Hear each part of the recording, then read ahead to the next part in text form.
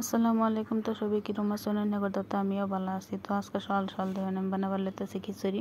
তো প্রথমে এই যে আলুটা সুন্দর করে কুড়ি করে কেটে নিলাম, আবার ফুলকপি দিলাম, মটর দিচ্ছি, বিলাহি আলু সব কিছুই মানে কেটে রেডি করে নিলাম। যাই করে বাদে মানে বিলাহিটা সুন্দর করে ধুয়ে টুয়ে লইলাম যাতে আলু টালু না থাকে। তো দেহারে যে বিলাহি গুঁড়োটি হালাইতে আসছি, তো হালাই দেহারা করে বাদে আমি যা কিছু সবজি সবজি লাগে খিচুড়ির তো আমি করে নিয়েছি। তো আমি দিলাম একটা হসা আর মটর দিয়েছিলাম, এটা ধুয়ে লিছি, হসাটাও মানে ধুয়ে এটা দিতেছি ভালো মতন, তো কুটি করে লিয়াম। তো হসাটি ধুয়ে টুয়ে এরা বড় বাদে মানে আমি উড়াই লইছি পানির থেকে চাক্কা হারা। তো আমি মানে যে সরকারি ডাল দেওয়ার পরে বাদে আজকে আমি খিচুড়ি বানাইম। তো এই সরকারি ডাল দেওয়ার আজকে মানে আমি খিচুড়ি বানাইম। তো দেখাম মানে খিচুড়িটা মানে কীরকম।